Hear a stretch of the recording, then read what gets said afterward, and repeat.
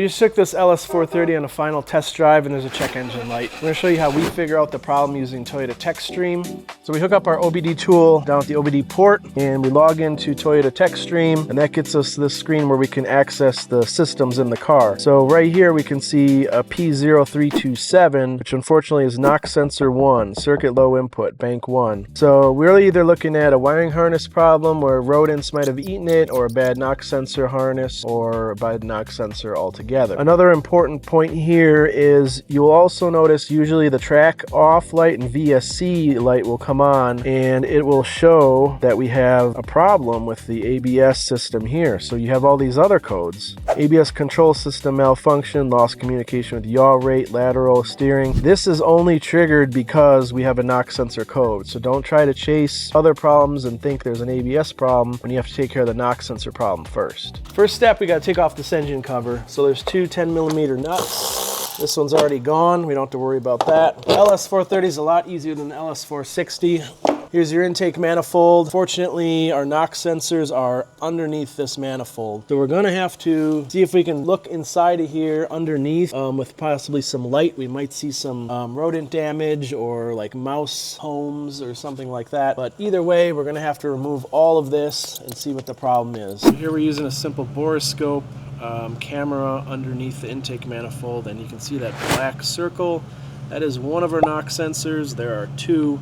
And we can also see our connector on the right hand side. So we don't know at this point whether the knock sensor is bad or the harness or the wiring. So we're just gonna have to take off the manifold. All right, so we're just pulling off the last hose here. It's a coolant hose down at the bottom. Get a little bit of coolant coming out. The intake manifold is now ready to come off. We jumped ahead a little bit, but I'm gonna go into detail on what we did specifically. So first thing, you have a couple coolant lines going to the throttle body. These can come off. Power steering vacuum hose here. Another hose here, which is this coolant line actually goes there. So we use these to pinch them off. You can see these in our Amazon store. Heater hose back here as well. We've got this clamped off. Actually don't need it anymore because the other side's disconnected. That's how you use these. You just pinch the hose and then it holds the coolant inside. Next, remove components from the top. As you can see, you can just literally refer to the video to see what we've taken apart to get to this point.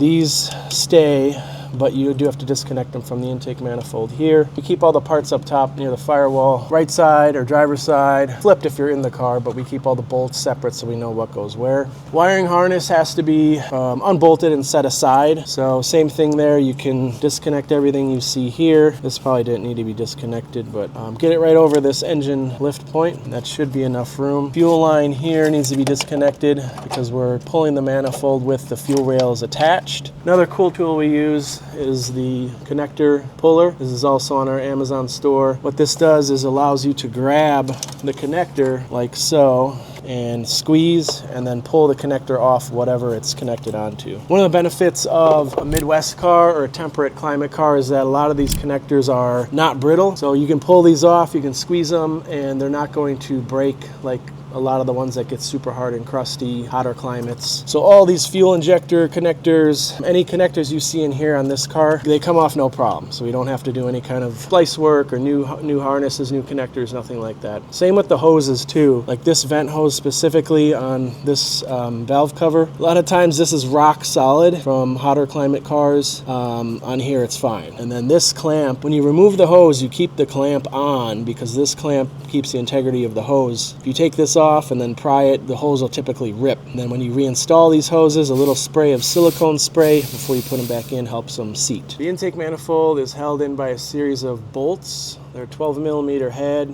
They do have this weird like Torx looking bit on top and then a couple of nuts. And the nuts have captive washers on them. So these you're going to find straight down here. There's going to be your nut, and then as you work your way towards the back of the engine, you'll find bolt, bolt, bolt in each of these holes, all the way into the back where there's a final nut kind of way back down in there. So once you remove those, you can lift the intake manifold off. That's why we want to keep the fuel rails in, because they make it so you can remove those bolts without removing the injectors of the rail. Move the intake manifold. You're going to want to lift it on an angle because you've got this large vacuum motor sensor, whatever you want to call it, that you have to clear this coolant pipe. So we're up over the pipe and we can just gently work our way off of the motor like so. All All right, so intake manifold removed. We are exposing now the knock sensors. So bank 1 is going to be your driver's side. So this is our bank 1 knock sensor. Here's our harness, and it looks okay. We do see some mouse remnants here, so we'll vacuum this out of here. A lot of times they'll build up this nest so it's like this high, and the whole thing is covered. This will all be chewed up. From what I see, this looks okay. So we're going to remove this plug with our tool, and you're just going to squeeze that plastic tab, and it lifts straight out. And here's our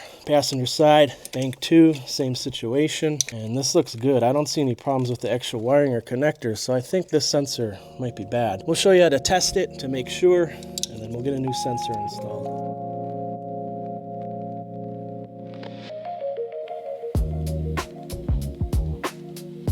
We got our multimeter here. We are set to ohms. This is K ohm. The factory spec for these knock sensors are 120 to 280 K ohms. Driver's side bank 1, we're looking at 177. So basically we just hook up 2 leads directly to the knock sensor. There's 2 wires inside. Now we have it hooked up to bank 2, passenger side. We're closer to 200 K ohms. So it's still within spec, but for some reason it's triggering a check engine light on bank 1. So we're gonna replace them both because I would hate to do just the one that's bad and at the mileage this car has, have the other one fail for the customer. Now, it's very important to get OEM Toyota Denso knock sensors. You see here, right on the knock sensor, you can see it's authentic because it says Denso Japan. There's a ton of options on Rock Auto, eBay, Amazon. You're gonna have issues if you put in a cheap aftermarket one, you're gonna have to pull intake manifold again. So spend the $130, $150 per sensor for the OEM Toyota Denso, and your car will last another 200 to 400,000 miles. Got our new knock sensors from Toyota.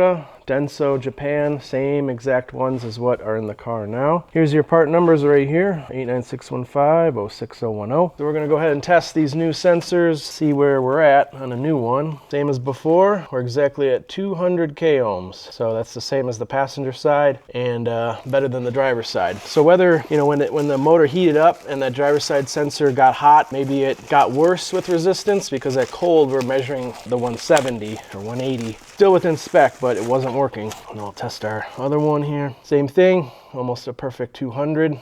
I'll show you how to check this, but we have a little torque wrench here that's set to 15 foot-pounds or 20 newton meters. You test the originals, you know, we're at least that torque value. So we know the sensors are properly torqued, they're not loose. So that's another verification we can do. So we're gonna go ahead and crack these old ones loose and let the new ones in.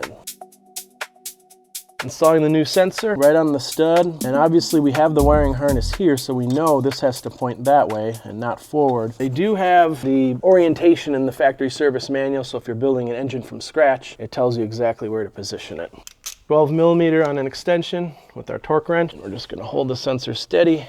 And that's it. 20 newton meters is not a lot. You don't want it too tight because you could break the sensor. You don't want it too loose because the sensor could be loose and shake and detect knock. Top tip here, plug your connectors back in, and we're gonna test this without putting anything back together. Even with the throttle body and all the sensors disconnected, we can still turn the car to ignition on to attach Techstream or TIS. And we're hooked up to the engine module, and we can see DTCs here obviously because these items are not plugged in, but what you're not seeing is that knock sensor code. So our knock sensor is installed and it's good according to the ECU. So now we're safe to put everything back together again. Once you get the intake manifold on is bolt it down. So you have 3 bolts that we removed earlier, 2 nuts. There's 1 nut in the front, 1 nut all the way in the back. Before you can put anything else together, you gotta put these in because everything else is gonna block it.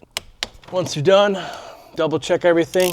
Just one more time to make sure you didn't miss any. Intake manifold secured. Now we want to move on to the wiring harnesses, the fuel injector plugs, and then move this harness back where it needs to go. So these, like I said, the car is a Midwestern car, so these are all very pliable. Nothing is dry, brittle, or cracked, so they'll just go right back on without any issue. But before we do that, you want to double check and make sure the harness is in the right position, because if you click on all the injector clips and you can't pull the harness where it needs to go, you're going to take everything apart again. So as you can see, we got to get this harness over this engine lift bracket first.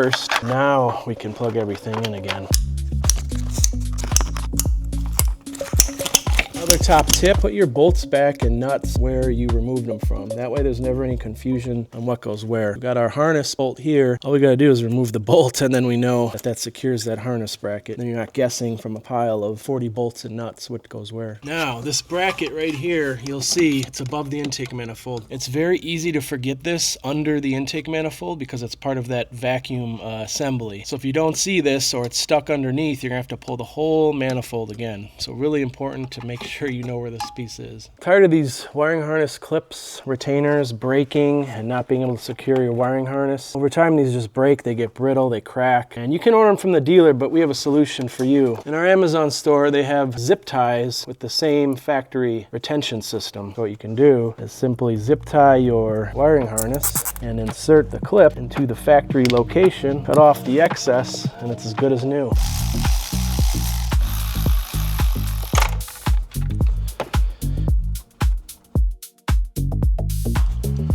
All right, we're just about back together here. Everything is accounted for. We have no leftover bolts and nuts. Here is our silicone specialist lubrication. So this is what I was talking about you use on hoses. When you put them back on, just spray a little bit in these hoses because they can get pretty hard and crack and break, and this really helps sliding them back on. We're close, but we're not done yet. There's one more very important thing we have to do, and it's under this intake. You need a Phillips bit. You can get these fittings on our Amazon store as well if you're missing them or broken. We have those.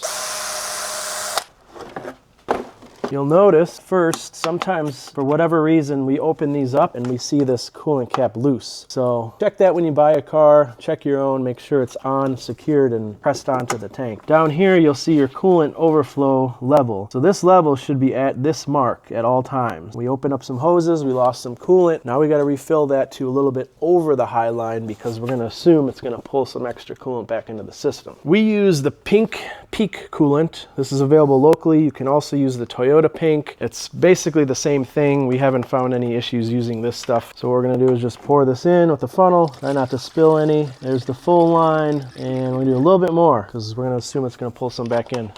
And that's it. We're pretty much done here. We'll start it up, verify there's no codes. Hopefully, fingers crossed, we're good to go.